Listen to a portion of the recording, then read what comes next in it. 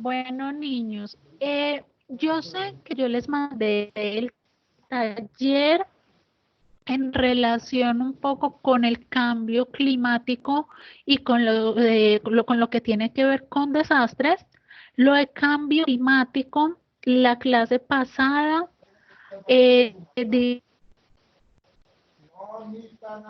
digamos, logramos finalizar el tema y me parece importante.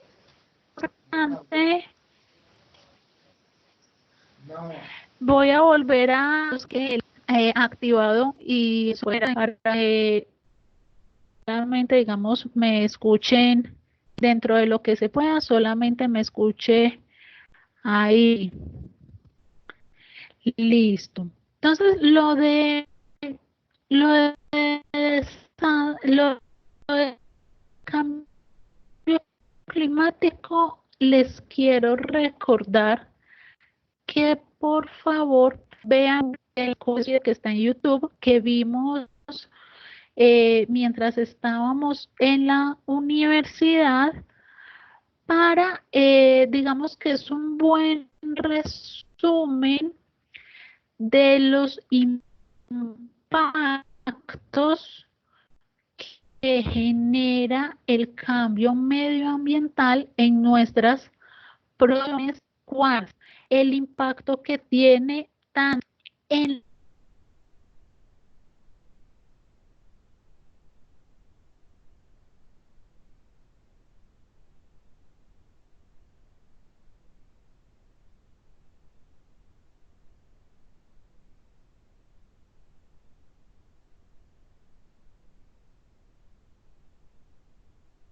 Profe, dejé de escucharla.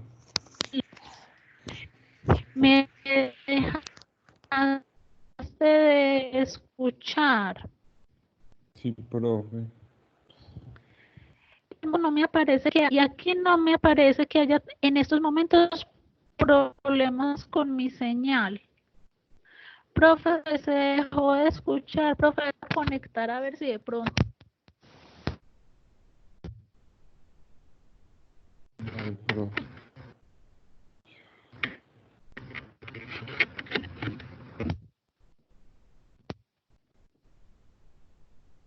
Hola, hola, ¿me escuchan? ¿Aló?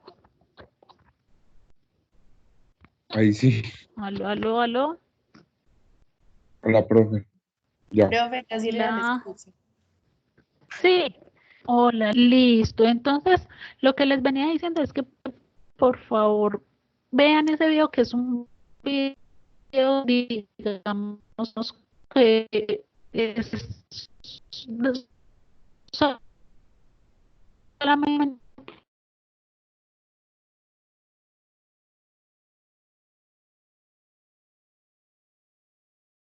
Profe, otra vez le dejó de escuchar y se le entrecorta demasiado. Sí. Profe, te entrecorta mucho.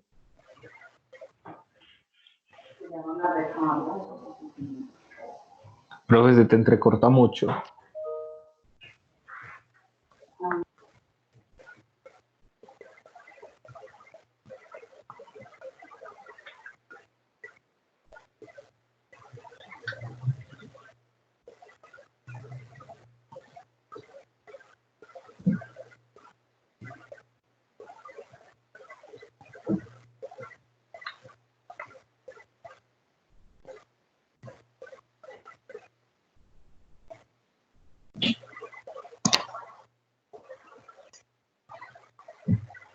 Profe,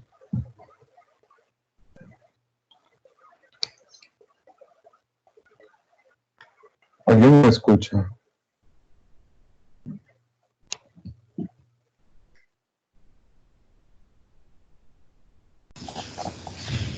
Ah, bueno. No, creo que no me escucha después. Aló,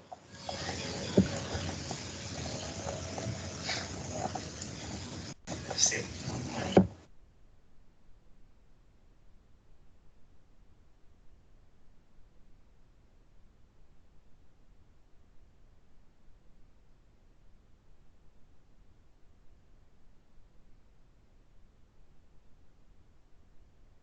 niños.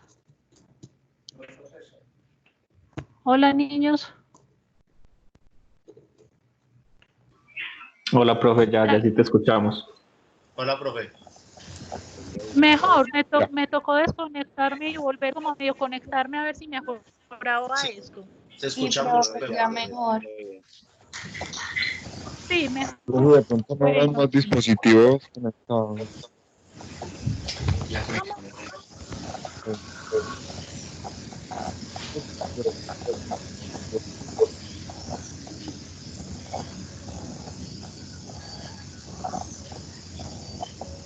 Los voy a volver a silenciar para reducir como todas las interferencias.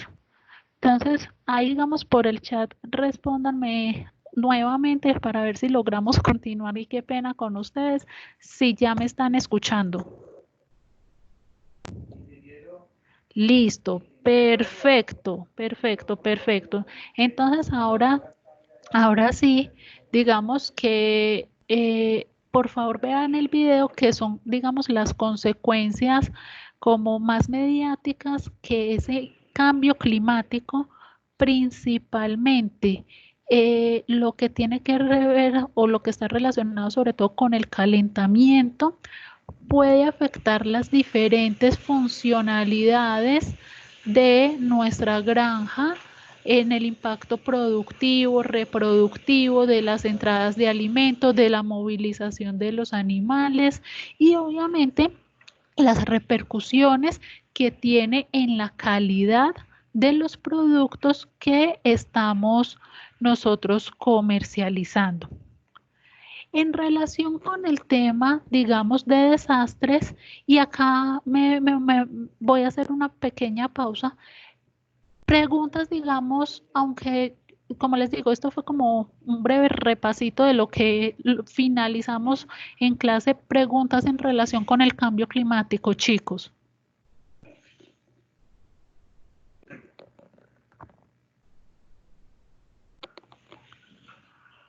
Por ahora ninguna, listo, perfecto. Entonces, en relación, digamos, un poco con el cambio climático, viene también ligado algo que son como los desastres naturales o los desastres generados por el ser humano. En relación con los desastres, es importante, digamos, tener en cuenta como la definición general que básicamente son cualquier circunstancia o cualquier evento que exceda una magnitud o una capacidad de respuesta, bien sea institucional o bien sea por parte de las personas naturales, y que estas situaciones generan usualmente gran mortalidad o graves heridas a nuestros animales y a los seres humanos también. Entonces, digamos que en términos generales, eso es como lo que se conoce como desastre. Aquí hay que, y digamos que esto me parece importante, que esto a veces puede generar un poquito de confusiones. Una cosa es un desastre y otra cosa es una emergencia. Por ejemplo, en este momento que estamos en una emergencia sanitaria, sin ser todavía un desastre, aquí cuando hablamos de emergencia es que hay una situación que aparece, que afecta a gran cantidad de personas, pero que todavía tenemos capacidad de respuesta por parte de la comunidad. Ejemplo, en Colombia todavía tanto de parte de las instituciones gubernamentales como instituciones no gubernamentales, se está dando respuesta a esta crisis sanitaria. Por eso decimos que en el momento estamos en una situación de emergencia. Si se llega a dar el caso, por ejemplo, que por acá verán que no, profe, ninguna profe, entonces en Italia ya es un desastre. Muy posiblemente ya en Italia, o muy posiblemente no, sí, en Italia eso o esta situación es un desastre. Esta situación es un desastre. Voy a volver a compartir las diapositivas que me salí del modo de compartir para mirar como las preguntas que me van haciendo en el chat. Cuando nosotros hablamos de un desastre, esa es la gran diferencia con la emergencia. En el desastre ya se excede la capacidad de respuesta por parte de la comunidad que se afecta. Pero entonces aquí hay que hacer otra pequeña salvedad. ¿Qué salvedad hay que hacer en este punto? Hay que hacer la salvedad que pueden haber desastres locales, desastres regionales o desastres nacionales o internacionales. Por ejemplo, y varios me colocaron que o en el taller la primera pregunta yo les decía, hacer una lista como de los desastres y mirar los desastres que han sucedido en Colombia. Y uno, digamos que de los más recientes fue, digamos, toda esta inundación que se dio en Mocoa en el 2017. Miren que eso fue un desastre para esa comunidad. Esa comunidad no tenía cómo generar respuesta y cómo atender toda la situación que estamos viviendo. Pero fue una situación de emergencia a nivel nacional porque dentro del gobierno o dentro de las demás instituciones gubernamentales sí se logró dar respuesta a esa situación que estaba afectando a Mocoa. ¿Estamos claros hasta ahí? ¿Alguna pregunta en relación con emergencia y desastre? Listo, súper bien. Súper bien. ¿Qué pasa acá? Y qué es importante también tener en cuenta que los desastres pueden ser desastres naturales que son principalmente dados por los fenómenos geológicos o en algunas situaciones también por fenómenos climáticos y que usualmente los daños no son previsibles en muchos de los casos. No somos capaces de, digamos, de dimensionar con anterioridad cuánto van a ser las afectaciones. Pero hay otro tipo de desastres que son a veces más preocupantes, que son los desastres antropogénicos. Y los desastres antropogénicos son esos desastres que son originados por el ser humano debido a las acciones de destrucción que nosotros generamos, a la gran cantidad, digamos, de infraestructura inadecuada que nosotros generamos, construcciones, generación o promover toda la parte de ganadería sin cuidado y sin protección. Y entonces miren aquí un poco lo que está resaltado en la negrilla. El cambio climático se considera dentro de este tipo de desastres. ¿Cómo así? El cambio climático se considera que es un desastre antropogénico porque la mayoría o este cambio climático se ha generado es por acciones del ser humano. Me voy a ir aquí a ver si hay algún... bueno, Simón, que no sabe por qué se prendió. No, tranquilo, no te preocupes, Simón, tranquilito por eso. Entonces, que quede claro que el cambio climático es considerado, digamos, un evento que está superando la capacidad de respuesta a nivel internacional de muchos de los países. Yo creo que todos hemos estado pendientes también de la calidad del aire de Medellín y también seguimos preocupados porque nada que mejora, aunque no hay casi carros ni fábricas ni nada. Entonces miren que eso también es consecuencia de todas esas actividades que nosotros hemos generado por mucho tiempo. Entonces, tener en cuenta como esa definición de los desastres naturales y los desastres antropogénicos. ¿Qué es también fundamental hacer como la diferenciación? Que miren que lo que yo les estoy comentando acá es como complementario a lo que veíamos o lo que había en los documentos que les compartí. hay desastres que se consideran desastres o emergencias, dependiendo si excede o no la capacidad de respuesta, no epidémicos, y hay desastres o emergencias que se consideran epidémicos. Cuando nosotros hablamos de desastres no epidémicos, son esas situaciones que generalmente no tienen, digamos, una afectación severa en la propagación de enfermedades. Pueden haber daños en la infraestructura, pueden haber daños, digamos, a nivel político, económico, psicológico, pero digamos que no son generalmente, o los impactos son un poco más leves en relación con la transmisibilidad de patologías. Voy a pasarme aquí que de pronto hay alguna pregunta. Aunque hay desastres no epidémicos que se convierten en epidémicos, totalmente de acuerdo contigo, Laura. Hay desastres que comienzan siendo no epidémicos y digamos que se dan la vuelta y terminan siendo epidémicos. Eso tienes toda la razón, Laura. Y por el otro lado, entonces están las emergencias o los desastres epidémicos que usualmente aquí sí es donde miramos o tenemos muy presente la diseminación de muchas patologías.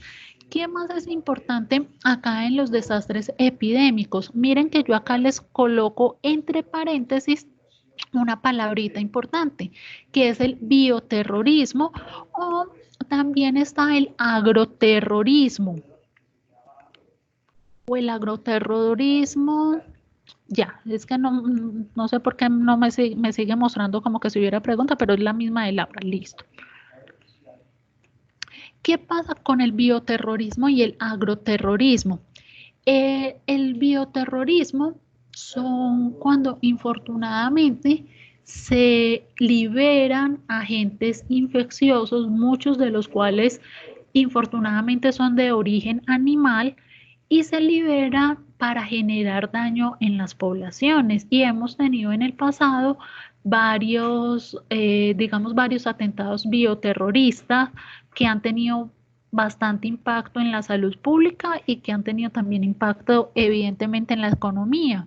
Inclusive en este momento, aunque digamos ya se ha venido descartando mucho esa teoría, todavía siguen habiendo hipótesis que este coronavirus ha sido como algo o un atentado bioterrorista. Digamos que fue una de las hipótesis iniciales que se generó, que había sido creado en laboratorio por Estados Unidos. Algunas evidencias ya lo han contradicho. Entonces, digamos que es más, ahora digamos que la teoría más fuerte es que es una enfermedad emergente que migró o que encontró en nosotros un hospedero en donde está funcionando bastante bien este virus. Entonces, en estos desastres epidémicos está todo lo que tiene que ver con bioterrorismo, agroterrorismo, que ahorita se los explico con más detenimiento, pero que en grosso modo significa liberar agentes biológicos para generar una afectación en la productividad de los servicios agropecuarios, es decir, liberar agentes biológicos para disminuir la productividad de los cultivos y para disminuir y matar, entre otras, toda la productividad de nuestros centros pecuarios. Entonces, y que se genera mucho más pánico porque evidentemente es atentar directamente contra la fuente alimentaria de la población. Entonces, ese tiene también ese otro significado. Y lo otro de las emergencias epidémicas o los desastres epidémicos, lo que estamos viendo, unas enfermedades emergentes o reemergentes. En este momento estamos viviendo la aparición de una enfermedad emergente que definitivamente, yo siempre los digo, siempre que surja una enfermedad nueva, en mayor o en menor medida nos van a poner en crisis porque no sabemos con antelación cómo proceder ante estas enfermedades. Entonces, eso es lo que hay que tener como con diferenciación, las emergencias no epidémicas y las emergencias o los desastres epidémicos. ¿Qué pasa también acá? Que es importante tener presente. hay algunos efectos que en mayor o en menor medida vamos a nosotros a ver o vamos a lograr visualizar en el medio ambiente y evidentemente en las especies de los animales, y que hay algunos efectos que son, digamos, más notables en algún tipo de emergencia o de desastre. Por ejemplo, en nuestro territorio, en Colombia, nosotros no somos, por toda la parte de cordilleras y de montañas, nosotros no somos, digamos, muy susceptibles a que hayan huracanes, pero nosotros sí somos bastante susceptibles, sobre todo a las inundaciones en algunos departamentos, a las sequías en otros departamentos, a sismos o digamos temblores de tierra, y también en algunos lugares a las erupciones volcánicas. Somos, digamos, o son algunos de los desastres o emergencias naturales que nos pueden afectar a nosotros. ¿Qué pasa aquí? Hay que mirar, o esto me gusta a mí mucho porque digamos que son las principales consecuencias que podemos visualizar en nuestros animales. Fundamental, todos estos tipos de desastres generan generalmente una alta mortalidad.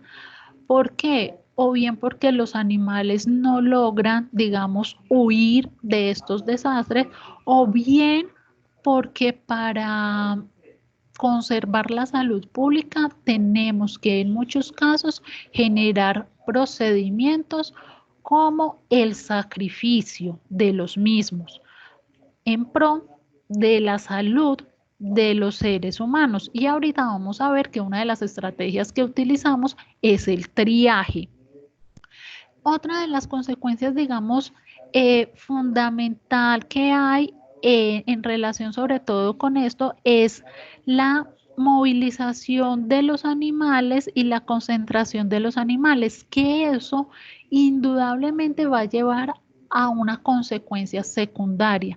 La movilización de animales, sobre todo en inundaciones y en sequías, así como la concentración, va a generar diseminación de enfermedades, digamos que en un momento podamos tener semicontroladas, en esos momentos empiezan también a surgir con mayor frecuencia. Entonces, una consecuencia indirecta de esta concentración y movilización es el incremento de las enfermedades infectocontagiosas. Y sobre todo en las inundaciones, estos amiguitos, culex, aedes, roedores y demás vectores principalmente aprovechan las situaciones porque son extraordinarios para ellos estas situaciones de incremento en la humedad. Ellos se logran vivir o tienen una mejor adaptabilidad, y por lo tanto todas las enfermedades que son transmitidas por vectores van a tener también un incremento en esa frecuencia de presentación.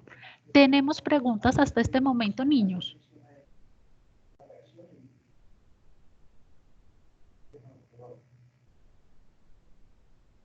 Listo, Mateo me responde que no, entonces voy a continuar.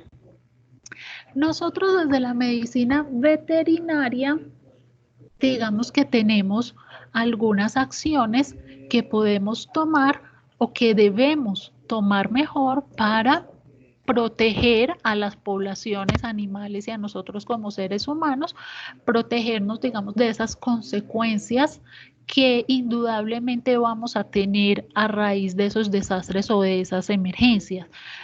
Una de las principales es tratar, o va direccionado a disminuir la presentación o controlar las manifestaciones de enfermedades zoonóticas.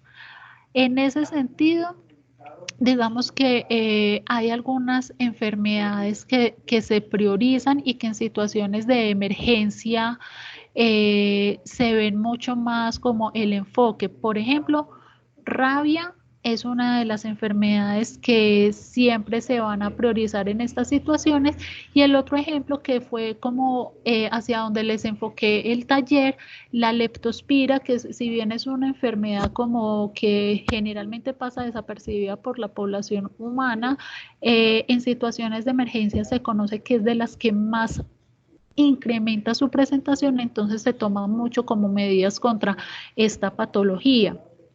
Lo otro que va destinado o las acciones que nosotros como médicos veterinarios vamos destinados a tomar es en relación con la protección de la salud del medio ambiente.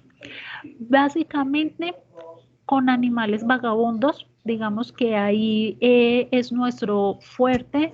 Cuando hablamos de animales vagabundos, evidentemente, digamos, una gran concentración de estos animales van a ser animales de compañía que van a quedar sin hogares y cómo nosotros tenemos que reorganizar la infraestructura y cómo nosotros debemos de organizarnos desde los servicios médico-veterinarios individuales o privados y los servicios médicos veterinarios públicos para poder dar atención a todos estos animales, pero los animales vagabundos infortunadamente no solamente se van a limitar a los animales de compañía, muchas veces los animales de producción también van a quedar abandonados porque las personas deben desplazarse y no pueden desplazarse con los animales, entonces los animales de producción también van a quedar abandonados. Lo otro es enfocar los esfuerzos al control de vectores, principalmente digamos que en nuestro territorio los tábanos, el cúlex y el ADD son el dolor de cabeza diario para nosotros. Y la otra, digamos, función fundamental está, y digamos que este tema lo vimos un poco, pero acá se vuelve a reforzar el tema de sacrificio, de inspección, de manipulación y de almacenamiento de los alimentos. Por ejemplo, ahí las plantas de sacrificio van a tener en estas situaciones de emergencia, el trabajo es mucho mayor y generalmente los procesos de inspección, pese a que tienen que ser mucho más rigurosos porque no sabemos qué otras enfermedades, porque muchos animales van a tener que ser sacrificados de emergencia. Entonces ahí el trabajo se incrementa e infortunadamente muchos de esos animales sacrificados no van a poder ir a consumo humano. Sin embargo, acá digamos que empieza a haber problemas o digamos, sí, inconvenientes en torno o cuando estas situaciones se presentan en municipios, sobre todo municipios que no tienen, digamos, adecuadas condiciones, inclusive antes de los desastres o de las emergencias. Ahí se complejiza, ahí digamos que, y por eso es que no solamente por la mayor durabilidad, sino también por la facilidad de manipulación, todos estos productos alimentarios de la vienen enlatados y no de carne fresca. ¿Por qué? Porque muchos de esos animales que van a ser sacrificados o que mueren del desastre y no podemos garantizar que esos animales no vayan a tener enfermedades que puedan ser transmitidas y que nos pueden infecciones o toxinfecciones.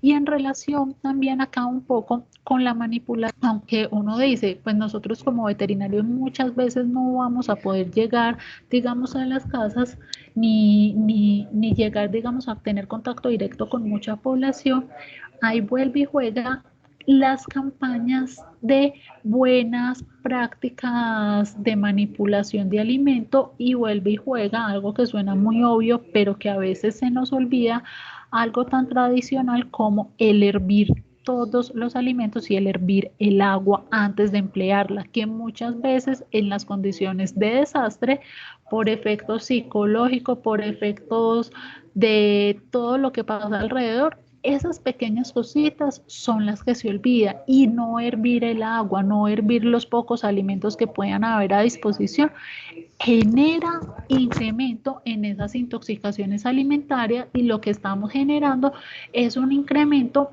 en esos costos de salud que van a estar, digamos, bastante alterados. Preguntas.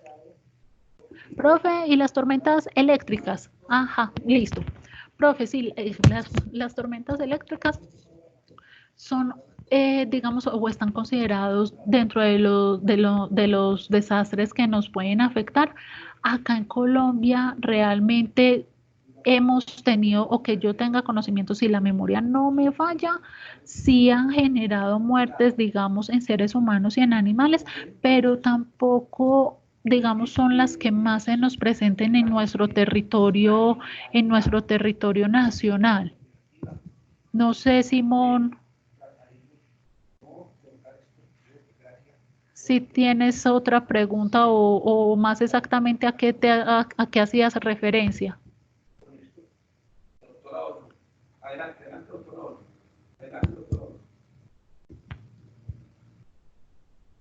Pues, profe, yo me referiera a eso, pues, no tanto por las muertes, sino como por pensar así en las consecuencias, porque pues también se generan incendios, por ejemplo, pues, Sí, total. las, sí, más bien como eso, las consecuencias que podría generar un incendio forestal o en un parque, en una zona urbana que se pueda extender hacia las casas y Gracias, Simón. Sí, total. Lo que dice Simón es totalmente cierto. Digamos que como tal la tormenta eléctrica, digamos, y vuelvo y repito, en nuestra zona no son como tan comunes. Por ejemplo, hay algunas zonas de Estados Unidos que son como más predispuestas, pero no me preguntan, que no me acuerdo en este momento de las zonas, pero lo que dice Simón es cierto, pues digamos esa tormenta eléctrica como tal puede que no tenga un impacto, o es difícil que genere como la mortalidad o alta mortalidad en el momento, pero sí es un factor que predispone a otros desastres, y de los más comunes sobre todo son esa generación, digamos, de focos como de incendios y demás que se puedan estar presentando. Entonces sí es bueno también tenerlo como ahí presente. ¿Qué pasa en relación con, digamos, la atención de los desastres? Nosotros en la atención de los desastres tenemos, digamos, tres fases. Una primera fase, y por eso estaba pasando las diapositivas, una primera fase es como la fase de reconocimiento del desastre, una segunda fase que es la fase de emergencia propiamente dicha, y una tercera fase que es la fase de restablecimiento. Lo que sucede o lo que, bueno, ya voy a volver a poner las diapositivas. ¿Sí? Lo que pasa o las acciones que tenemos que priorizar en la fase de reconocimiento, que es la fase inicial para la atención de desastre, es poder identificar los diferentes factores que puedan empeorar la situación. Por ejemplo, poder identificar hasta dónde, digamos, geográficamente llega la afectación. La afectación llega o abarca solo un municipio, la afectación abarca es un departamento, la afectación está abarcando todo el país. Hasta dónde geográficamente llega, digamos, la afectación del desastre. ¿Cuánto ha sido, digamos, el número de animales que se están presentando muertos, lesionados?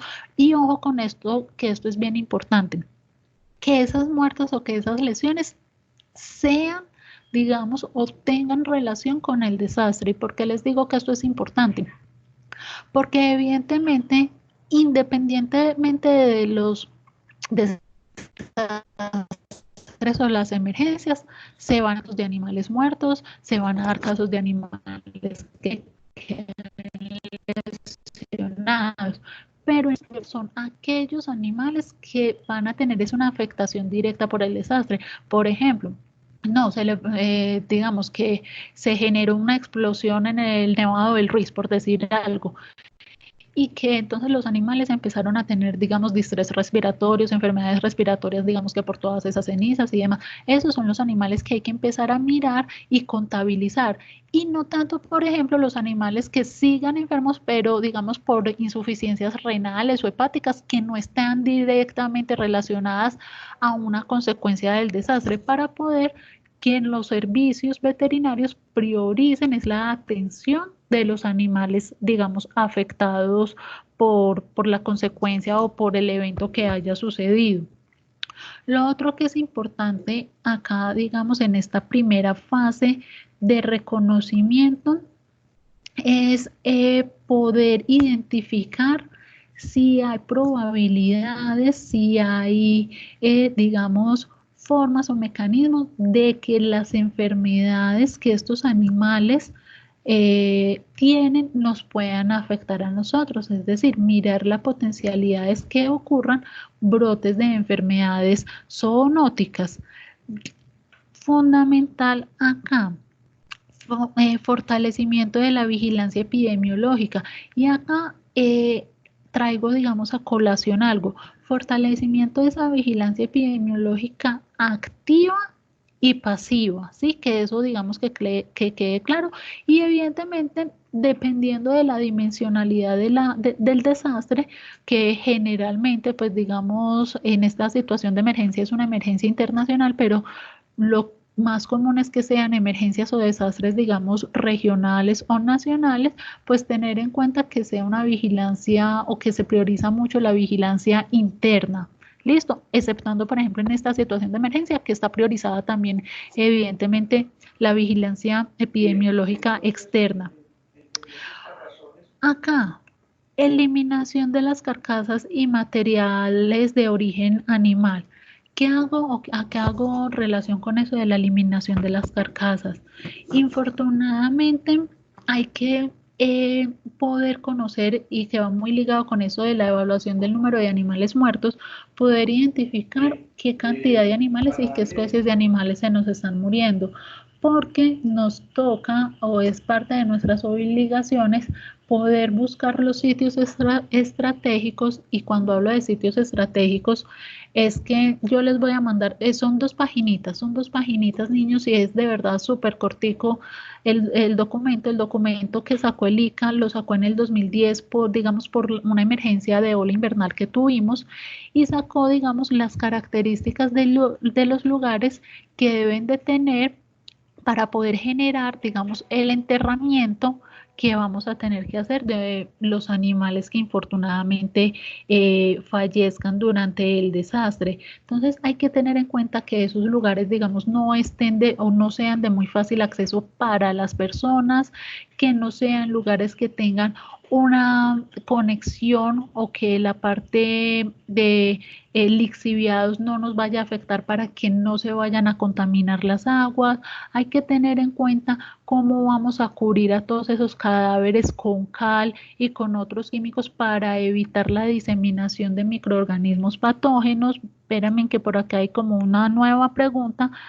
Profe, ¿y la cremación? La cremación se utiliza, pero no siempre es tan efectiva, o digamos no siempre la podemos utilizar. Digamos, la cremación, por ejemplo, con animales de compañía, se hace, es entre comillas relativamente sencillo, pero en situaciones de desastre donde a veces la parte de carretera, las vías, toda la parte de comunicación queda un poco limitada, generar los procesos de cremación, sobre todo en animales de producción, no es tan sencilla. Y al no ser tan sencilla, digamos que la parte de enterramiento vuelve, digamos, a tomar fuerza, pero en animales de compañía es una de las estrategias que se usa, digamos, por su facilidad, entre comillas, de hacerla, pero en animales de producción no es tan sencillo a veces generarlo.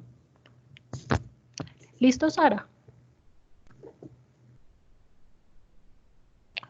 Me voy a ir otra vez a las diapositivas. Sí, profe, gracias. Listo. Entonces, poder generar esa eliminación adecuada de no solamente como de los cuerpos, sino como de todos esos materiales. Y cuando digo materiales de origen animal, pues... Profe, había otra pregunta. Dímelo. Había otra pregunta, profe. Otra, ¿cuál? Sí, antes de la de cremación. Espérate. Profe, yo tengo una pregunta. ¿Hay un ente encargado como tal del rescate de los animales en desastre? Sí, hay un ente encargado. Gracias por las preguntas, y ya te voy a decir quién es, Sara, ya te voy a decir. Muchas veces mueren porque se prioriza el rescate de las personas. Sí, también es cierto. Entonces, el encargado, digamos que acá el órgano encargado a nivel general, y de ahí se empiezan a generar pequeños grupos, unos direccionados a personas, otros direccionados a animales, es el DAPART, ¿sí?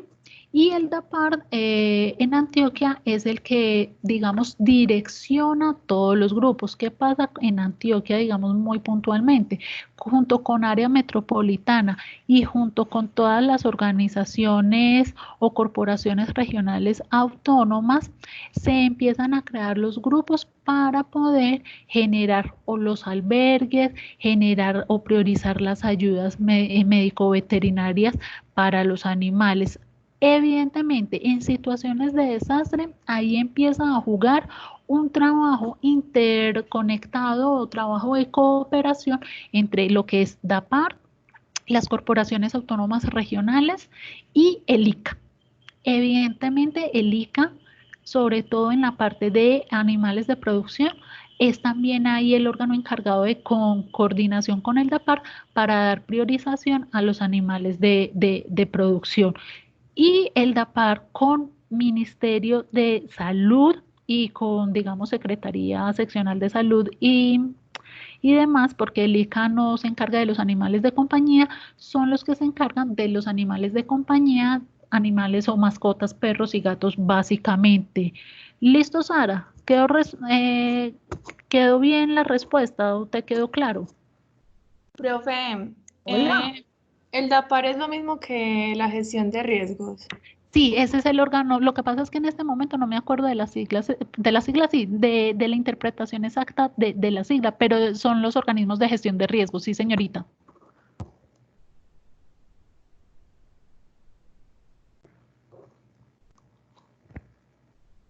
¿Alguna otra pregunta?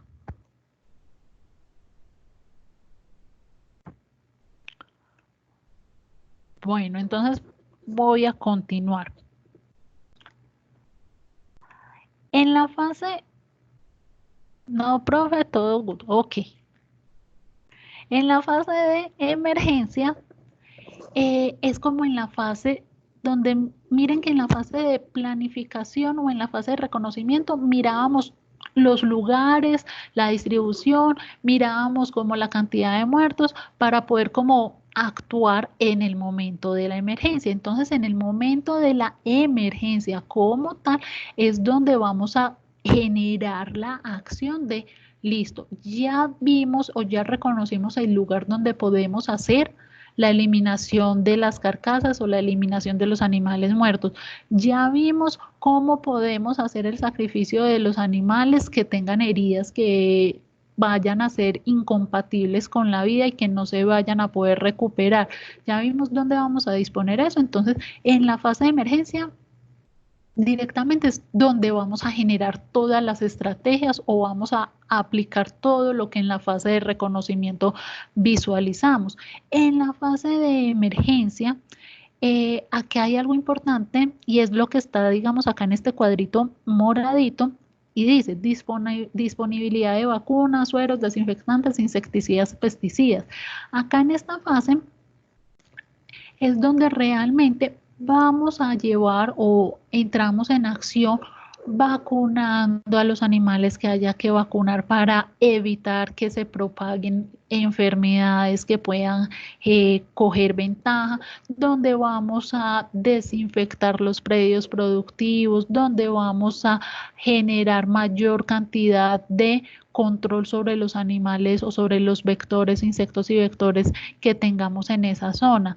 Entonces, fase de reconocimiento es fase como de mirar qué es lo que está pasando y planeación rápida. Fase de emergencia es la fase de actuación, de actuar, de entonces de llevar las vacunas, principalmente las antirrábicas son las que de primera medida se nos garantizan tanto para, digamos, animales de compañía, esas son como de las primeras. Lo otro es entonces aquí sí, garantizar la provisión de alimentos a los seres humanos, alimentos de origen animal, y acá entonces es donde entra mucho lo que les decía ahorita en la fase de reconocimiento, haber podido generar o poder planificar bien, sobre todo muchos alimentos como atún o enlatados, productos, digamos, que son de más durabilidad, porque muchas veces los animales de producción no nos va a ser posible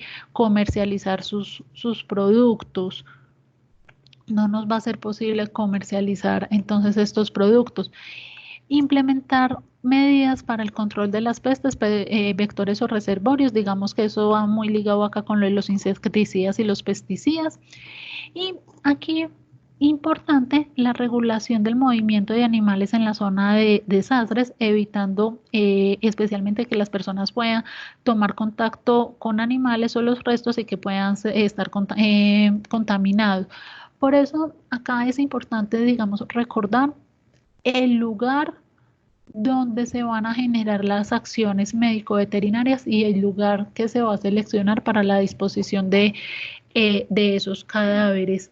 Lo ideal, y es muy difícil, sobre todo con los animales de compañía, con los animales, dentro de todo se hace un poquito más fácil, es evitar ese contacto. ¿Por qué? Porque pese a todo, muchas personas, evidentemente de todos los abandonos y demás, también se ve que a veces las personas les cuesta soltar a sus animales, admitir que infortunadamente en esas situaciones el animal no tenemos los recursos necesarios para garantizarle la vida, y romper como ese lazo a veces se complejiza. Entonces es una situación bastante difícil en el sentido de tener mucho tacto, sobre todo con los propietarios o cuando estamos frente a animales de compañía que son o que se genera una vulnerabilidad emocional mucho más fuerte en los seres humanos. Cuando la última fase, digamos que de la parte de atención a las emergencias, es la fase de restablecimiento. Y esta fase de restablecimiento no es tan fácil, digamos, como uno cree. Nosotros en este momento, digamos que lo estamos viviendo en carne propia. Estamos en una fase de emergencia todavía, estamos tomando las medidas para mitigar, estamos, digamos que con los seres humanos viendo, por ejemplo, en Italia, ustedes ven que o vieron, o sí, todavía se ven en las noticias que a los cuerpos se los llevan en los camiones militares, inclusive están generando incineraciones masivas y demás por la cantidad de muertos que se están generando. Entonces todavía estamos en fase de emergencia. La fase de restablecimiento, cuando logremos superar y empecemos a restablecer todas las actividades, digamos, normales que se generan en la zona afectada. Esta parte, digamos, de emergencia, es bien importante, sobre todo, continuar haciendo la vigilancia epidemiológica, porque a veces puede haber una confusión. ¿Cómo así que una confusión? A veces, sobre todo las enfermedades, y que en la fase de reconocimiento teníamos o tenemos que ser muy cuidadosos con todas esas enfermedades que pueden tomar provecho de las situaciones. Lo que sucede es que en estas fases de restablecimiento muchas veces apenas empezamos a ver como el incremento de esas otras enfermedades zoonóticas. Entonces hay que ser bastante concienzudos, porque muchas veces pasa el desastre, digamos que las consecuencias inmediatas las logramos, entre comillas, frenar, pero las enfermedades zoonóticas o las enfermedades, por ejemplo, por transmisión de agua o las enfermedades vectoriales, muchas veces no las vemos de manera inmediata, sino que las vemos por ahí al mes, mes y medio, y eso genera también unos retrasos, digamos, en todo el restablecimiento de la funcionalidad general de todas las actividades cotidianas. Entonces, por ejemplo, en estos momentos del coronavirus, cuando pase la crisis, que por lo menos las proyecciones que hay para Colombia es que realmente los momentos críticos se vengan en la semana luego de Semana Santa, que digamos, Semana Santa y la semana luego de Semana Santa van a ser como las 2 semanas más críticas donde se van a ver la mayor cantidad de individuos afectados y realmente Dios no lo quiera o el universo no lo quiera, se van a empezar a ver realmente la magnitud en la mortalidad que puede generar esta enfermedad de acá.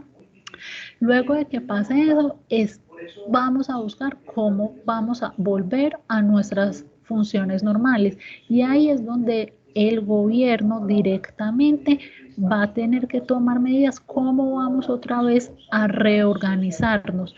Vamos a volver a salir todos al mismo tiempo luego del 13 de abril, que muy posiblemente esa cuarentena no la vayan a extender.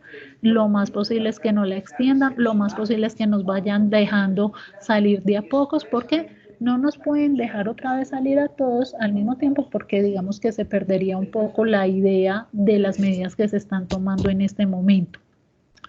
Me voy a pasar para esta diapositiva un poco en el marco de la gestión de riesgo de los desastres naturales. Entonces acá digamos que hay un periodo, digamos, normal o un periodo de reducción del riesgo del desastre. ¿Qué quiere decir este periodo, digamos, de prevención de riesgo del desastre? Este periodo es, digamos, todavía no se ha generado la emergencia o el desastre, todavía no se ha generado el evento adverso como tal, pero en ese periodo, al igual que como en la historia natural de las enfermedades, es el periodo que se permanece en el equilibrio, que no ha pasado nada, pero que puede pasar en un futuro. Entonces, durante ese periodo que todavía no ha pasado el desastre, es fundamental siempre generar ese análisis de riesgo. Miren que acá lo ponen como evaluación de riesgo. Entonces, por eso yo les mostraba desde el comienzo cómo hacer como el análisis de riesgo. Eso es lo que hacemos, digamos, en toda esa fase de preparación. Bueno, ¿cuáles son los peligros que realmente nos pueden afectar? ¿Cuáles son esas consecuencias que esos peligros pueden tener? Poder mirar las estrategias de mitigación mediante, digamos, la adecuada, digamos, preparación de los diversos planes. ¿Qué pasa acá, digamos, ya en el momento del desastre propiamente dicho? En el momento del desastre, miren que aquí ya se activa las iniciativas de emergencia. Ahí básicamente cuando ocurre el desastre, entramos a fase de emergencia casi que de manera inmediata. Acá me gusta mucho, digamos, de esta imagen lo que más me gusta es esta parte azulita, la respuesta de los medios. Indiscutiblemente, cada vez, todos los días, los medios de comunicación van a jugar más o a favor o en contra de los desastres o emergencias. Los medios de comunicación, y ahí es donde entra, vuelve y juega como la falla general, son los que nos pueden ayudar en gran medida a disminuir las consecuencias de esos desastres, o por el contrario a que esas consecuencias sean totalmente se nos escapen como de las manos, porque los medios de comunicación son los mecanismos por los cuales podemos nosotros llevar los mensajes de cómo evitar, cómo prevenir o cómo mitigar esas consecuencias. Pero un mensaje en un medio de comunicación masivo mal direccionado puede generar una serie de efectos adversos que no necesariamente pudiesen estar directamente relacionados con el desastre, sino como de manera indirecta, a consecuencia de la mala comunicación de los riesgos y de los peligros que se generaron. Y en la parte de recuperación, a mí en la parte de recuperación siempre me gusta recordar el terremoto que sucedió en 1999 en el eje cafetero. ¿Y por qué me gusta siempre recordar eso? Porque el periodo de recuperación de ese terremoto es un ejemplo y creo que seguirá siendo un ejemplo. Voy a ver que acá llega un mensajito. Profe, me fui. No, yo no me he ido. Sigo ida. No, profe, se escucha bien. Es que por acá me dice Laura que me fui. Ya volví, listo, ya volví. Perfecto. Pues a Entonces, veces se escucha lento, pero no es la mayoría del tiempo. Ah, bueno. Igual en las grabaciones, creo que eso que como que se escucha lento, no queda lento, sino que queda normal. Entonces, en la fase de recuperación es como toda esa reestructuración, no solamente en la parte de infraestructura, sino toda esa recuperación económica, toda esa recuperación del tejido social, toda esa recuperación de las redes de apoyo, de la coordinación, de todo lo que tiene que ver con recuperación emocional también de la población. Entonces yo les decía que me gusta mucho el ejemplo del eje cafetero, porque si miran un poquito en internet y buscan imágenes y buscan cómo era la economía del eje cafetero antes del terremoto y después del terremoto, uno logra visualizar que luego del terremoto el eje cafetero, digamos, tomó una nueva dimensión y logró volcar, digamos, todo lo que le sucedió en mejorar la infraestructura, en mejorar como toda la parte de el turismo, logró mejorar como toda la parte de ingresos económicos de la población a nivel, digamos, general. Este es como, acá lo dice, digamos, en la imagen, eso es el ciclo. Y cuando uno habla de un ciclo, es que son eventos repetitivos, son eventos que vuelven a suceder. Entonces, cuando hablamos del ciclo del desastre, es que hay un evento adverso que va a superar la capacidad de acción, pero entonces para poder, digamos, generar esa respuesta, siempre va a haber una primera parte que es como la lineecita roja. Lo que pasa es que como es un ciclo, a veces arranca el evento y generamos es una respuesta inmediata, hay una recuperación y a raíz de esa recuperación y de esa mitigación de los efectos se empieza a generar una nueva preparación.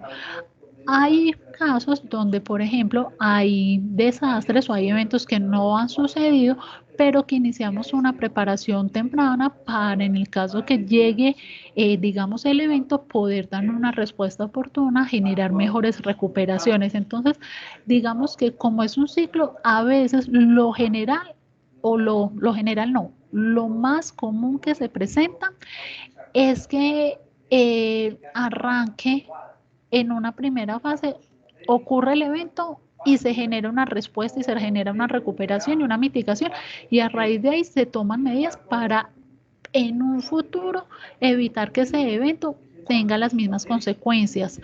Muchas veces o nosotros actualmente tenemos muchos protocolos para actuar, por ejemplo, en situaciones de terremotos, en situaciones de sismos, en situaciones de inundaciones, pero, por ejemplo, las primeras veces que ocurrieron, pues esas primeras veces básicamente ocurrió, se da una respuesta, se recuperó lo que se pudo y a raíz de ahí es que se han generado como los diversos protocolos. En este momento de esta emergencia, ¿qué es lo que se está haciendo? Se está haciendo mucho eso. En este momento se está presentando o se presentó este evento, estamos dando una serie de respuestas que hemos aprendido a raíz de eventos pasados como con el SARS y demás, pero que todavía no son las respuestas o no sabemos hasta el día de hoy qué tan efectivas, digamos que en China o en Wuhan ya se está viendo que sí han sido efectivas, acá todavía no tenemos estudios o mucha claridad de en nuestro territorio cómo va a ser como esas respuestas, la efectividad que van a tener y con seguridad que a partir de este evento, cuando lo logremos superar, se van a generar nuevos protocolos que nos direccionen en futuras crisis de eventos, principalmente eventos respiratorios, cómo accionar o cómo generar esos protocolos o cómo generar esas respuestas ante la situación. Acá lo que yo les quiero mostrar básicamente con esta diapositiva es la interrelación que siempre tiene que haber entre el sector privado y el sector público, que en esta situación de desastre el plan nacional, y cuando decimos el plan nacional, básicamente son los planes de desarrollo, lo que dice la Constitución y demás, es lo que va a enmarcar toda la ruta de accionar de los diferentes sectores, siempre. Entonces, ese plan nacional, lo que dice la Constitución, lo que diga el plan de desarrollo, es lo que nos va a direccionar a nosotros en nuestro actuar, y el sector privado y el sector digamos, público, van a tener siempre que converger en estas situaciones. Ahí es donde a veces se nos puede presentar en la práctica un poco de dificultades. ¿Por qué? Y sobre todo son dificultades en el ámbito político y económico, pero que en las situaciones de desastre realmente eso debería de pasar a un segundo plano. Muchas veces el sector privado y el sector riñen porque ambos están buscando unos beneficios económicos, que eso es plenamente entendible, pero en estas situaciones de desastre a veces esos egos no se dejan de lado cuando se deberían de dejar y se empieza a reñir que esto no es mi función. Entonces hay que, digamos, en esos momentos quitar un poquito esa parte del ego y trabajar todos, digamos, por salvaguardar la vida o por salvaguardar, digamos, lo mejor que podamos a nuestros animales y a nuestras producciones que tengamos. Acá en esta partecita digamos, del manejo, digamos, de los animales o de manejo de las carcasas, de los cadáveres, en esas situaciones yo acá les coloco un poquito como las alternativas nosotros, o digamos, algunas, no todas, pero algunas de las alternativas que se están generando. Y si ustedes visualizan por acá, en esta diapositiva, no les coloco, digamos, la más común, que es el enterramiento, sino que les coloco como las otras que se pueden generar, pero que tienen también una serie de desventajas en relación como con el enterramiento. Entonces, miren acá que hay diversos, digamos, formas de incineración. Entonces, que está la incineración fija, que básicamente es llevar como a los animales a un lugar donde está la maquinaria y ahí se genera, digamos, todo el que tiene algunas desventajas, y es que hay que movilizar animales, y el movilizar a los animales implica también o puede llevar a o puede implicar que haya una movilización también de microorganismos. Lo otro es que estas máquinas o esta infraestructura, pues por lo menos en Colombia no es que la tengamos todavía muy bien desarrollada, entonces eso se dificulta. Son equipos costosos, son equipos que consumen mucha energía, entonces esas son otras implicaciones que pueden generar como el por qué no son como tan empleados. Y acá, digamos, me voy a pasar como a la última, que a veces se realiza, que es la incineración, digamos, por fogata, que a veces no es lo más recomendado, pero a veces se tiene que hacer. La incineración por fogata, digamos, se da en el sitio, no se movilizan los animales, pero cuando se hace por fogata no estamos asegurando muchas veces unas temperaturas adecuadas, y si no estamos asegurando unas temperaturas adecuadas, no estamos garantizando que muchos microorganismos logren, o que matemos o que eliminemos a muchos microorganismos. Entonces muchos microorganismos pueden sobrevivir y pueden diseminarse también fácilmente. Otra, digamos, de los motivos por los cuales no se hace es que esas fogatas se nos pueden salir fácilmente del control, y por podemos generar incendios forestales. Pues la palabra no es promover, pero podemos es fomentar la contaminación también del medio. Entonces, digamos que no son procesos, aunque uno, digamos, inicialmente los ve como muy sencillos de realizar, en la práctica realmente no son tan fáciles, no son tan fáciles de realizar. Profe, súper bien. Simón, ¿cuáles preguntas?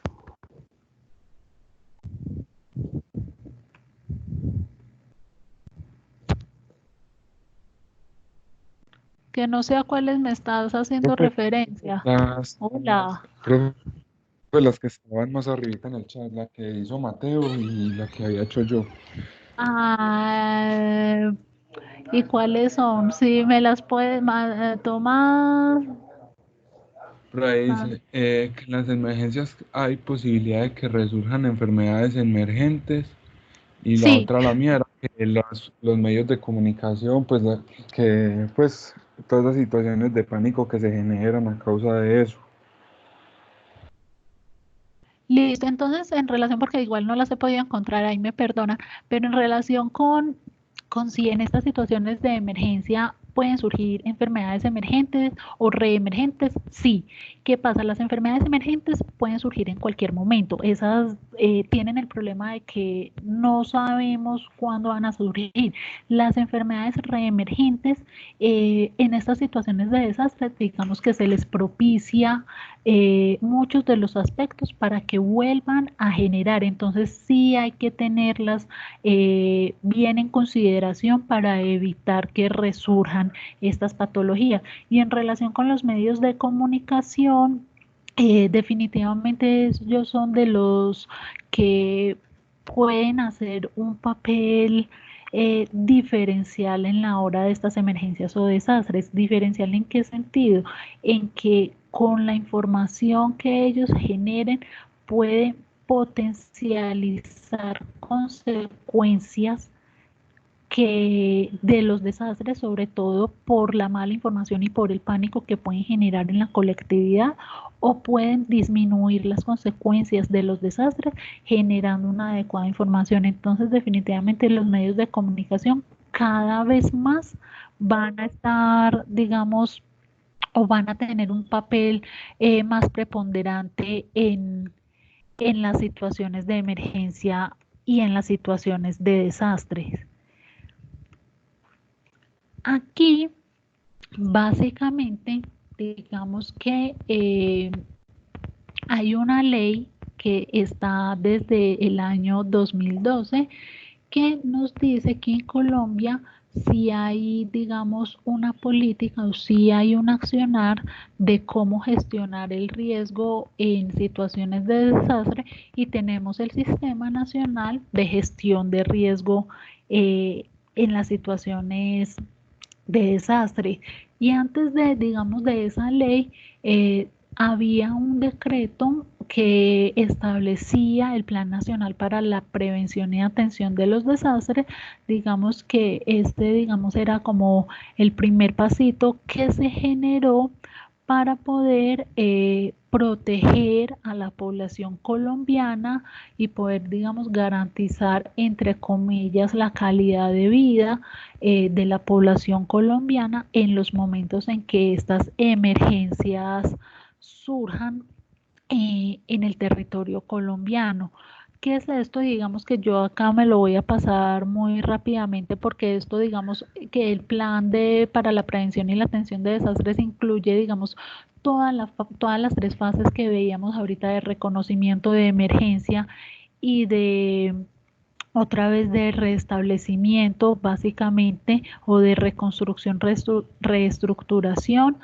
Y lo otro que acá que es importante y que también lo estamos viendo acá un poquito en esta situación del coronavirus, siempre en este plan se prioriza la coordinación interinstitucional e intersectorial, promoviendo que todos los sectores, digamos, dejen un poquito de lado el ego y digamos que traten de dejar un poquito como la parte económica y se fomenta la investigación científica, que no sé, pero por ejemplo a la institución sí le ha llegado varios llamados por parte del Ministerio de las Ciencias, de la Tecnología, por parte de Colciencia, para en estos momentos generar investigaciones que vayan o que en un futuro o que nos ayude en la fase de restablecimiento y que nos ayude a tomar medidas, como esto es una situación que no sabemos realmente mucho de ella, tomar medidas de actuar sobre todo con población vulnerable, con toda esta población que es habitante de calle, con toda la población que nosotros tenemos en diferentes sectores y también mucha investigación científica para que ayude a generar esos protocolos del futuro inmediato para que estas situaciones no se repitan o si se repiten poder controlarlas de una mejor manera. Básicamente, los objetivos, digamos que ya también esto lo voy a pasar rápido porque esto ya lo hemos dicho, lo que se procura con estos planes o estos protocolos que tenemos en las situaciones de desastre es generar o disminuir la cantidad de afectación y que cuando haya afectación, lograr que esa afectación la logremos recuperar o reparar lo más rápido posible para que tanto los animales como los seres humanos logremos restablecer nuestra vida cotidiana y nuestra productividad de una mejor manera. Acá es lo que yo les digamos que esta parte es un poco emocionalmente es compleja, emocionalmente puede ser un poco compleja y les digo que emocionalmente puede ser un poco compleja, sobre todo porque a veces como médicos veterinarios queremos ayudar en todos lados y queremos ayudar a todos los animales, pero infortunadamente no siempre lo vamos a poder hacer. Entonces, como no siempre vamos a poder atender a todos los animales que puedan tener afectación en una situación de emergencia o de desastre, hay que empezar a priorizar. ¿Por qué? Porque infortunadamente los recursos son finitos y en nuestra región sí que es cierto eso. Nosotros no tenemos mayor cantidad de recursos, pues yo hasta el momento estoy muy asombrada por toda la plata que el gobierno está sacando. Yo no me quiero imaginar como las consecuencias en el mediano y en el largo plazo, que en este momento todo se ve súper bien, pero en el mediano y largo plazo yo creo que nos va a afectar un poquito a todos el bolsillo, pero bueno, los recursos son finitos y hay que priorizar a quienes les podemos colaborar y a quienes no les podemos colaborar en el momento, sino que podemos dejar la colaboración para un poquito después. Entonces, miren que yo acá les coloco, primero se atienden a los pacientes con mayor riesgo vital y las necesidades más urgentes y luego digamos que se atiende lo que sea recuperable. Esto en términos, digamos, teóricos es muy fácil.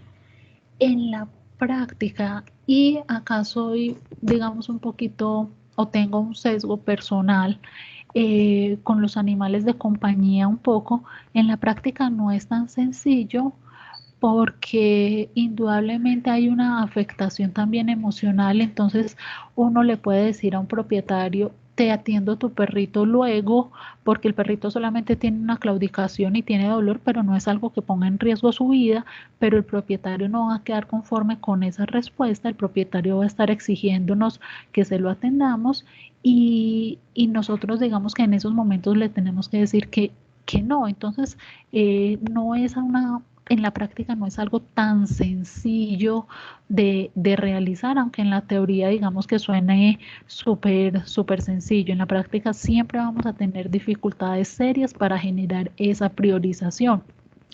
Entonces acá con esta imagen lo que yo les quería mostrar es que en todas las situaciones, digamos que de desastres, el papel de los médicos veterinarios, el papel de los MVZ, el papel de los zootecnistas, se ha venido considerando como una línea de primera base o de primera respuesta para poder mitigar las consecuencias, porque muchas veces estas consecuencias van a ser evidentemente psicológicas y demás, pero son consecuencias también en la parte de alimentación con nuestros animales de producción, como nosotros como veterinarios también podemos aportar a que esos alimentos o que no haya desabastecimiento de los alimentos para la población.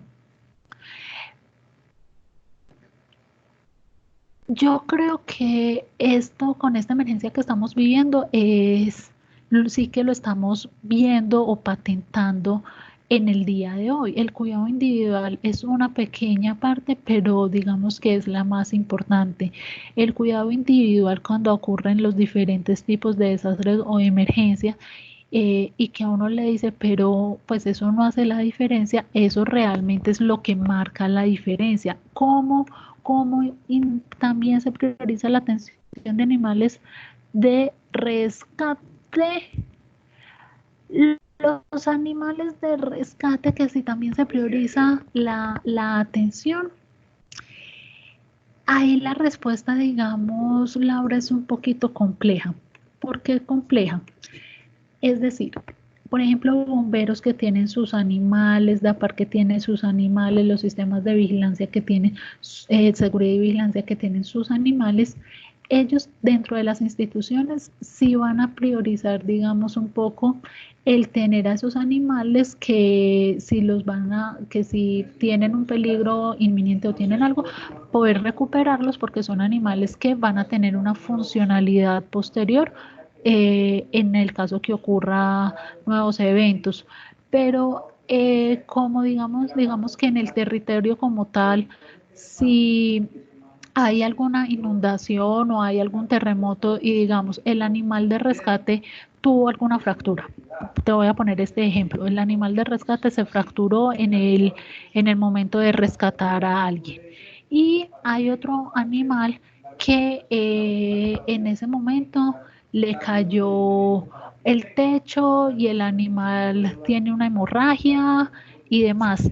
Por más importante, digamos, que sea ese animal de rescate, igual la atención prioritaria se la va a llevar el animal que tiene la hemorragia interna y que está su vida, digamos, en peligro. ¿Cuál es la ventaja del animal de rescate? Que las organizaciones, digamos, internamente lo pueden priorizar o tienen, digamos, recursos para ese animal, pero esa es como la única diferenciación.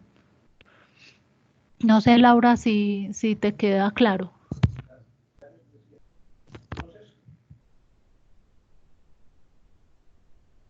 Listo. Entonces voy a continuar. Entonces veníamos acá con el cuidado personal. Es básico, es fundamental esas pequeñas acciones y digamos que acá entra mucho la parte de planificación y la parte de reconocimiento, donde, y voy a poner un ejemplo muy sencillo, muy sencillo, y me voy a declarar culpable.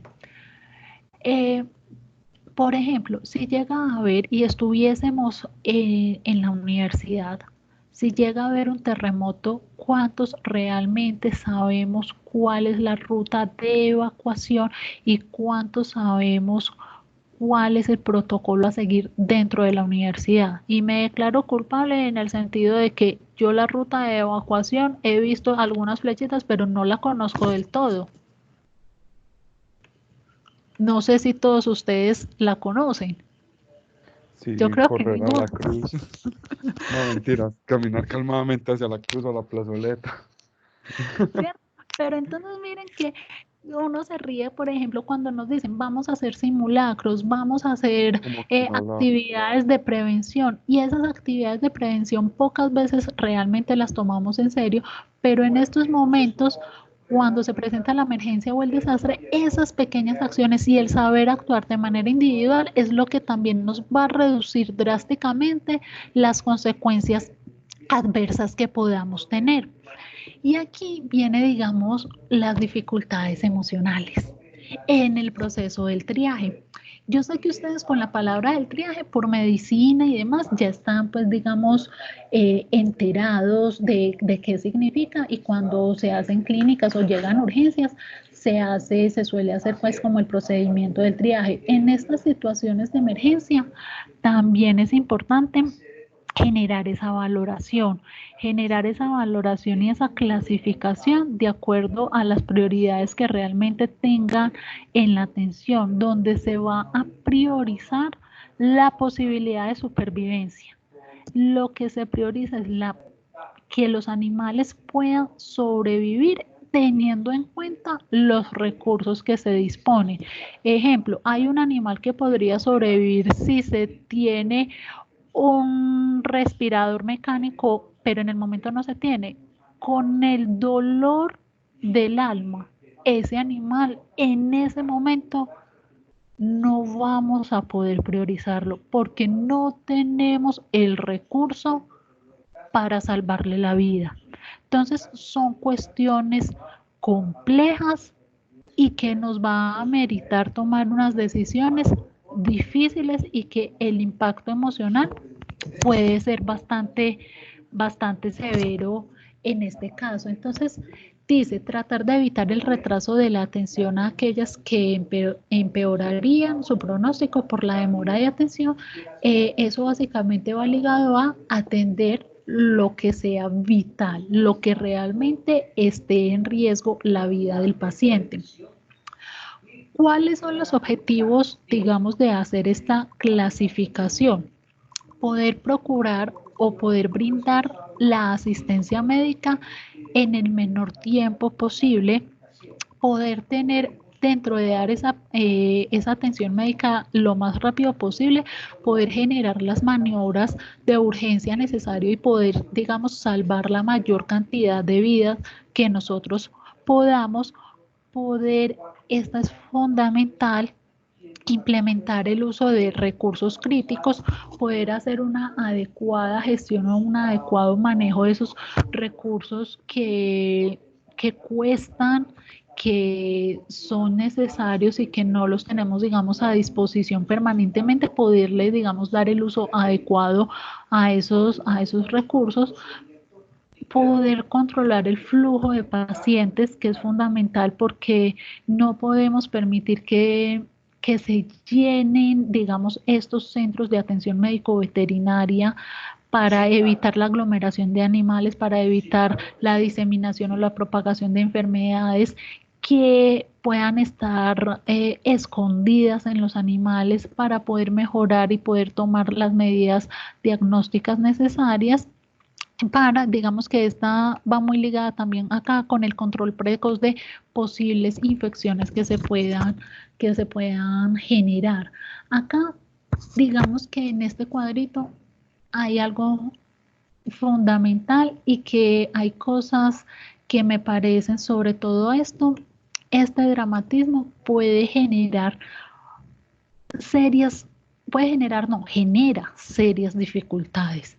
Entonces esas, digamos, son como algunos de los aspectos que nos van a complicar nuestro accionar.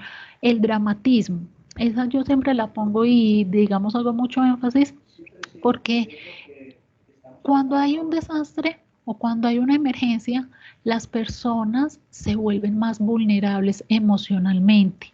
Y al volverse más vulnerables emocionalmente, tanto los médicos como los propietarios o los tenedores de animales, pues están en una situación psicológica tensa, y esto puede generar respuestas inadecuadas, puede generar que las personas se sientan ofendidas con mucha más facilidad, y eso puede acrecentar, digamos, el temor de las personas y complicar como toda la situación respecto a la atención. Lo otro, la improvisación.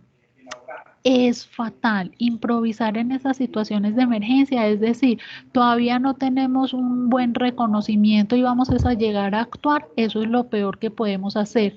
¿Por qué es lo peor que se puede generar?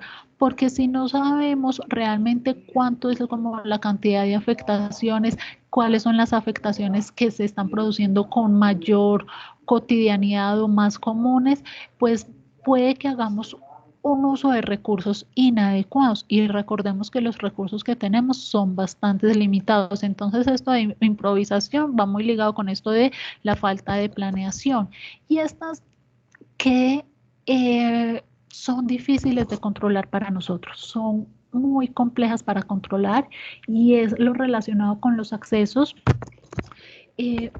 Infortunadamente nosotros en nuestro territorio nacional pues no tenemos las mejores carreteras, no tenemos los mejores accesos a muchos municipios, tenemos serias dificultades, hay veredas que quedan a 4 días de acceso, donde tenemos que pasar casi que por ferry, que tenemos que hacer, entonces eso dificulta por ejemplo nuestro accionar y las condiciones medioambientales que no las podemos controlar. Pero si a una situación de emergencia, por ejemplo, una inundación y la condición medioambiental no mejora, continúa con las lluvias y demás, eso también indudablemente va a disminuir nuestra capacidad de respuesta. Entonces, nos van a, digamos, a dilatar en nuestra operatividad. Entonces son factores que muchos no los podemos controlar, pero que los tenemos que tener presentes, sobre todo para mantener la cabeza, digamos, lo más fría que podamos para la toma de decisiones. Esto es como lo que yo digo que es la parte compleja. Compleja, y vuelvo y repito, compleja en la parte emocional. Hay un animal, por ejemplo, y yo pongo siempre sobre todo ejemplos de las fracturas porque es muy doloroso, o sea, si alguno se ha fracturado puede dar cuenta de que cuando uno se fractura son procesos muy, muy dolorosos, pero no son procesos que comprometan, digamos, la vida de los pacientes. Entonces, esos pacientes que, por ejemplo, tienen fracturas o tienen, por ejemplo, heridas abiertas que visualmente se ven terribles, pero que vemos que no van a comprometer la vida del paciente. Eso es lo que uno dice, la prioridad no lo vamos a atender, digamos, de manera inmediata, y que suena terrible, yo sé que suena muy, muy feo, pero que no son urgentes, entonces los podemos atender en una posterioridad. Mientras que, por ejemplo, una condición inmediata son aquellos animales que tienen, por ejemplo, condiciones críticas, condiciones metabólicas que están generando que su vida realmente esté en peligro. Esos animales son los que atendemos, digamos, de manera inmediata. Ojo con esto, con los animales muertos. Si un animal definitivamente cuando lleguemos no tiene pulso radial, el animal no está respirando, hacemos el intento porque respire, hacemos una reanimación y el animal no responde, no sigan perdiendo el tiempo con ese animal. Y cuando digo no sigan perdiendo el tiempo, yo sé que suena absolutamente cruel, pero que es tiempo valioso para otros animales. Entonces, por ejemplo, acá, los animales que tenemos que atender de manera como inmediata, los que tienen insuficiencia respiratoria, los que tienen o digamos tienen toda la sintomatología y signología de obstrucción de vía aérea, de paro cardiorrespiratorio, que tienen hemorragias masivas, que no están conscientes, pero que hay signos vitales. Esos son los que vamos a priorizar para atenderlos. Los que están, digamos, graves y críticos son los que nos dan, digamos, desde unos minutos hasta una hora para poderlos atender, que son los que tienen, por ejemplo, hemorragias, lesiones múltiples, los que están en shock. Esos animales son prioritarios. Los urgentes, pero que nos pueden aguantar un poquito, y lo de las fracturas, lo que les decía. Y las urgencias que son relativas son estas que generalmente son las que más nos complican la vida. ¿Y por qué les digo que son las que más nos complican la vida? Porque vuelve y juega, los propietarios están en una situación psicológica tensa, entonces ven que sus animalitos están, por ejemplo, que con vómitos, que cojeando, pero a ellos todo lo empiezan a sobredimensionar y empiezan a dramatizar, y esas realmente son como urgencias relativas que realmente podemos dejarlos para actuar un poquito después. Entonces, las etapas de triaje son la evaluación, categorizar a esos pacientes de acuerdo a si son realmente emergencias, graves críticos, urgentes o pues digamos que relativos, entre comillas, poder establecer las necesidades que esos pacientes requieren y establecer qué recursos nosotros disponemos. Este cuadrito no me lo voy a pasar no porque no sea importante, sino porque es como un poco repetitivo con este cuadrito, con este mapita. Entonces digamos que este mapita, si bien es un poco como para humanos, es muy similar para los animales. Entonces, por ejemplo, si el animal no está respirando, lo que uno hace es, digamos, tratar de permeabilizar esa vía aérea, ¿cierto? Si con la permeabilización el animal continúa sin respirar, básicamente lo declaramos inmediatamente muerto y continuamos. Y hasta ahí llega, digamos, bueno, llega entre comillas, ahí empieza la disposición adecuada del cadáver y demás, pero digamos que hasta ahí llega el actuar como clínico en esta situación. Si el animal cuando se permeabilice la vía sí comienza a respirar, inmediatamente empezamos a atender de manera prioritaria a estos animales.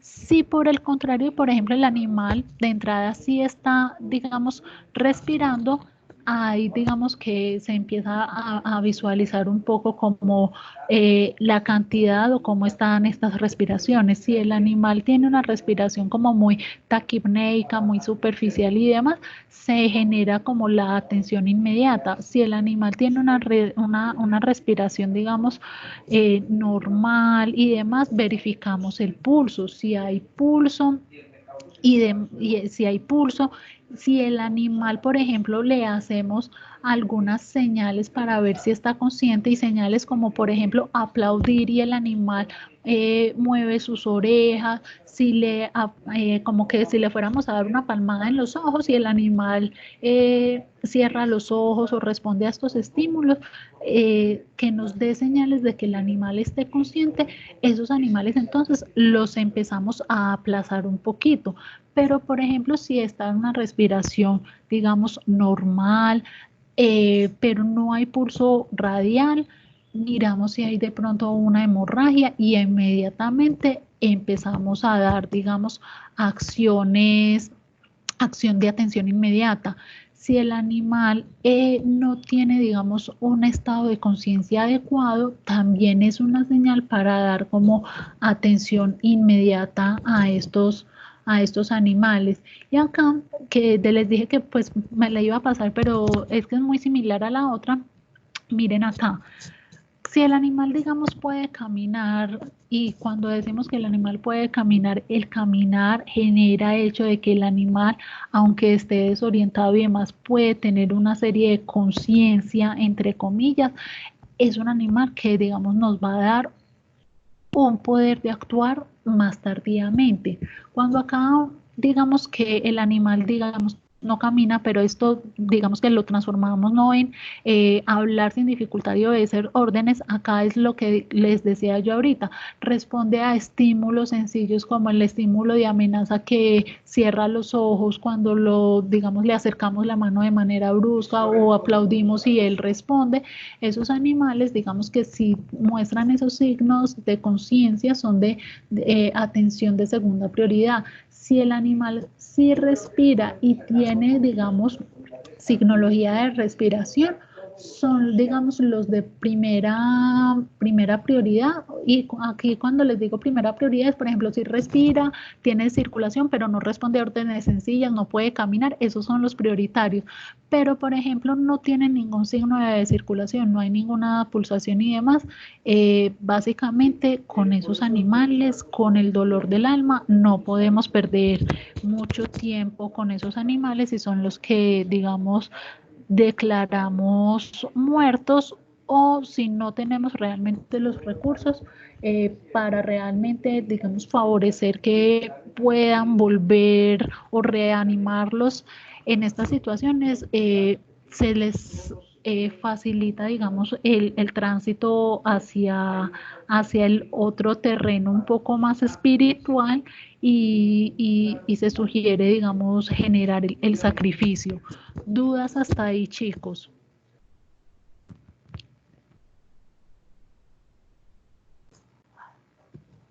Listo, listo, perfecto. Aquí con esta tableta la saqué y está copiada y pegada literalmente, pero no me acuerdo de cuál de los dos artículos que les compartí. Pero la saqué y la copié literalmente de uno de los dos artículos que les compartí, que básicamente son como las principales enfermedades que acá dice que por el cambio climático, pero también por, digamos, todos estos desastres que puedan ocurrir, son como las que más nos afectan a nosotros. Entonces, tener mucho cuidado, sobre todo con Salmonella, Campylobacter y E. coli, que sobre todo por mala manipulación, digamos, de los alimentos, podamos adquirir estas patologías. eh, Cisticercosis, fasciola, todo lo que sea protozoo, sobre todo enfermedades que son de fácil diseminación y vuelve y juega en la preparación, digamos, de los alimentos. Y acá, digamos que les vuelvo a mencionar la leptospira, que es importante y sobre todo, digamos que la importancia radica es que es de las enfermedades que más desapercibida pasa en la cotidianidad. Y en esta, digamos que otra diapositiva, básicamente lo que les quiero un poco compartir es como los factores que predisponen un poco a la aparición de esas enfermedades. Entonces miren que, por ejemplo, todo esto de la salmonela, de la triquinosis, de todos esos parásitos, básicamente es la inadecuada manipulación de los animales, o cuando miren acá, una inspección veterinaria, cuando se consumen los productos o la carne de estos animales sin que estos animales, o sea, estos animales que murieron en los desastres naturales y no se genera una inspección veterinaria y se consumen estos productos, pues es muy fácilmente que estas enfermedades empiecen a aparecer porque no sabemos cómo había sido el sistema sanitario de ellos con anterioridad ni demás. Y en relación, por ejemplo, con las otras, digamos, enfermedades, sobre todo leptospira vuelve y juega, el consumo de agua contaminada, el contacto. Recuerden que en muchos de estos desastres los roedores van a pelechar, van a favorecer también su dinámica poblacional. Entonces, tener ahí como presente como estas patologías. Preguntas hasta este momento. Por ahí, pero esas son respuestas viejitas, pero bueno, voy a asumir que no. Profe, y de pronto pues, la putrefacción de los cadáveres, las aves estas de las carroñeras. Sí, total. Y digamos que gracias por hacerme caer en cuenta que, digamos, yo no lo he tocado, pero sí es fundamental. Estas aves carroñeras, pues evidentemente van a aprovechar de toda esa situación. Si no hay un adecuado manejo de cadáveres, son aves que van a llegar inmediatamente a conseguir alimento gratuito y son aves que evidentemente van a actuar como diseminadores de muchas otras patologías. Entonces, en relación con todos esos vectores, aves carroñeras, ratones, mosquitos y demás, tener como bastante cuidado porque van a fomentar su presentación y van a favorecer la diseminación de enfermedades que vamos a ver sus consecuencias. Puede que no inmediatamente, pero como les decía ahorita, vamos a ver sus consecuencias generalmente al mes y medio, mientras pasa como todo el periodo de incubación de las diversas enfermedades y demás.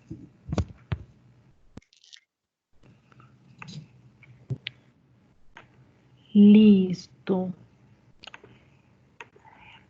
Aquí es lo que yo les decía un poquito ahorita comenzando la clase. El bioterrorismo está conectado o es uno de los desastres o generado por el hombre, y básicamente es liberar algún microorganismo para generar muerte o para generar enfermedades en poblaciones humanas, en poblaciones animales, en poblaciones también vegetales como diferentes plantas. ¿Qué pasa con el bioterrorismo? Lo que se busca generalmente es, o lo que se hace generalmente es que los agentes biológicos se modifican a nivel, digamos, de laboratorio, a nivel industria, para incrementar la patogenicidad y la idea del bioterrorismo, y digamos que eso es, ¿por qué genera tanto miedo? Es porque lo que se busca es que esos agentes generen realmente enfermedades difíciles de controlar y generen alta mortalidad.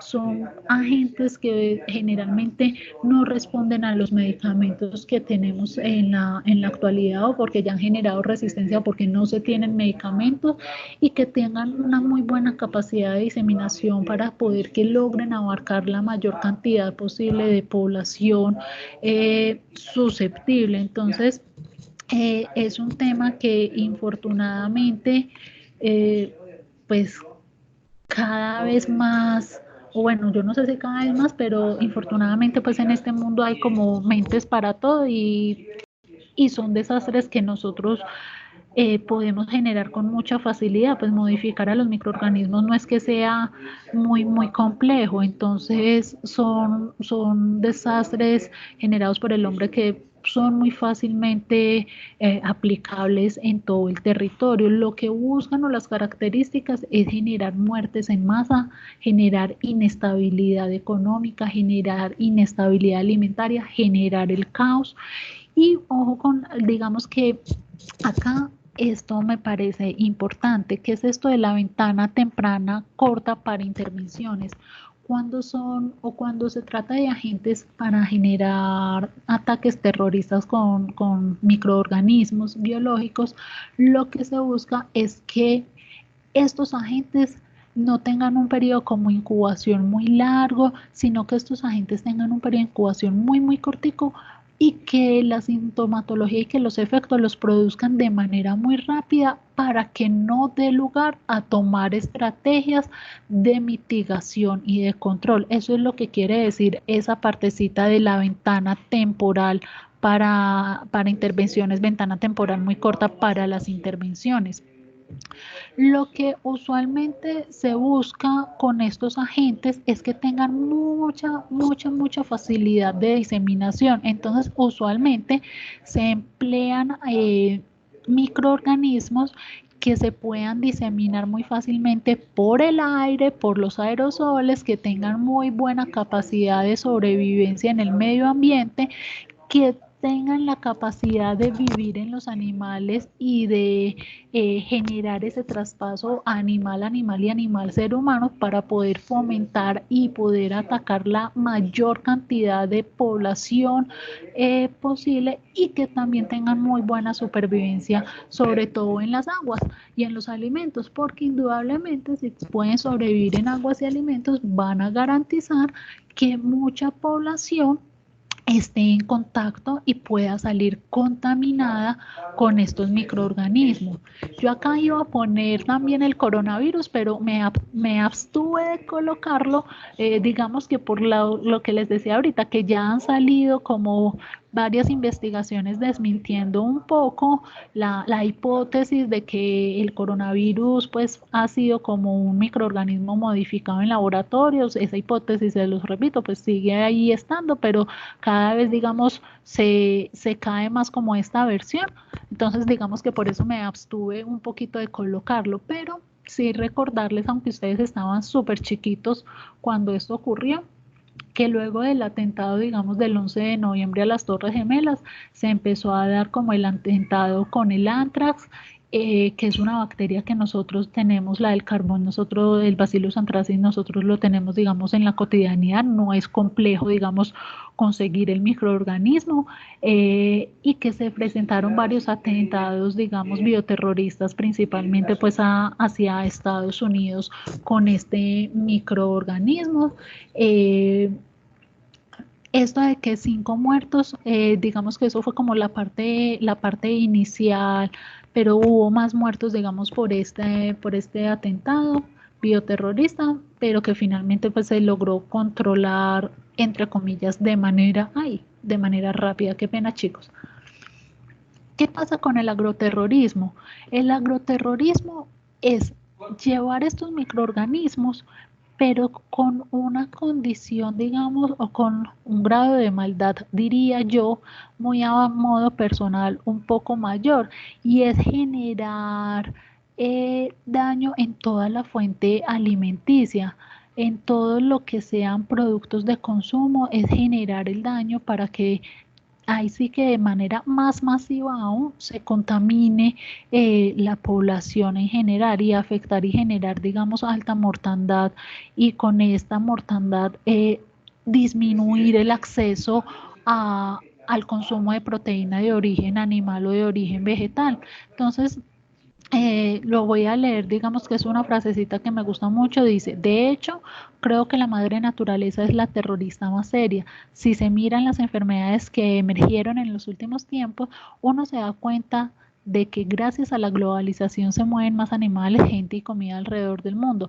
Estamos creando el ambiente adecuado para nuevas emergencias sanitarias, lo estamos viviendo, la mala manipulación de nuestros animales, la mala manipulación de nuestros alimentos hace indudablemente mucho más fácil que cualquier microorganismo que logremos implementar en una producción, en un alimento, la logremos llevar a cualquier parte del mundo.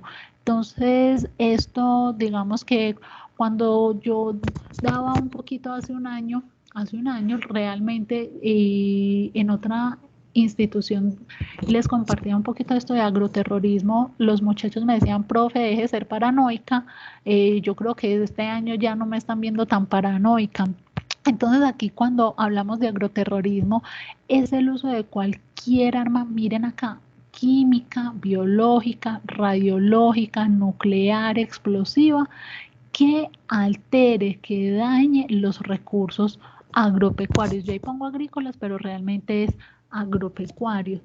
Es muy fácil de generar cualquier, digamos, microorganismo, y acá podemos, digamos, ver los ejemplos, digamos, más comunes, que aftosa, que gripe, gripe aviar, cualquier microorganismo que tenga facilidad de, de diseminación, lo podemos emplear plenamente para poder generar una inestabilidad alimentaria a nivel mundial. Entonces, no es complejo generar un ataque agroalimentario, realmente es bastante común. Aquí, digamos que simplemente lo que busca o lo que se hace con estos microorganismos, esto yo ya se los había mencionado, como las características, que sean microorganismos muy dañinos, muy patógenos, que no tengan una buena respuesta a las medicinas y que tengan muy buena supervivencia a los medicamentos, que tengan muy buena supervivencia al medio ambiente en el cual estamos. ¿Qué nos facilita todo y cada vez nos facilita más hacer bioterrorismo y agroterrorismo? Que es una gran ventaja, pero que digamos que para estas mentes maquiavélicas, o bueno, para nosotros como población vulnerable es una desventaja. La comercialización, la globalización, la facilidad con la que podemos viajar, un viaje de aquí al otro lado del mundo se demora 24 horas, entonces toda esa facilidad de contacto facilita enormemente que estas mentes maquiavélicas generen daño en la población. Miren acá, espérenme un segundo que no sé a quién se le prendió el micrófono y ya. Y ya vamos a acabar, digamos, para que yo sé que esto es pesado y más por internet, es un poco pesado para ustedes y para mí también es un poco pesado. Entonces, algunas de las características, digamos, que buscan que se tenga estos agentes para poder generar daño masivo es que tengan y acá me voy a remitir, digamos, sobre todo a esta, a que tengan una baja dosis infectante media. ¿Qué quiere decir eso de que tenga una baja dosis infectante? Que no se necesiten muchos microorganismos para poder generar daño. Que generalmente, que si en lugar de para, por ejemplo, niveles de salmonela, que necesitamos, por ejemplo, 200 unidades de colonia para poder generar una infección, que no necesite 200, sino que necesite 20 para poder generar infección. Entonces, que tenga que haber muy poquita cantidad de microorganismos para poder generar esas infecciones en la población, bien sea animal o en la población humana. Otra de las características que usualmente se busca que tenga estos microorganismos es que no haya una vacuna o que no haya, digamos, algún mecanismo para prevenir su aparición o prevenir su diseminación, o que si lo hay, que sea un mecanismo que sea muy costoso, que sea de una disponibilidad muy limitada. ¿Por qué? Porque si es de disponibilidad muy limitada, sobre todo por el costo que genera, la población no va a poder acceder a ellas fácilmente. Y eso entra, digamos, en concordancia con eso de la ventana temporal corta. Entonces, buscan o se trata de emplear microorganismos que no tengan como mucha facilidad de que hayan vacunas o medidas preventivas. Básicamente, digamos, esas eran como las dos características, porque las otras, digamos, ya las habíamos mencionado. Entonces, niños, voy a dejar, digamos, la clase hasta acá, pero antes de terminar, preguntas, inquietudes.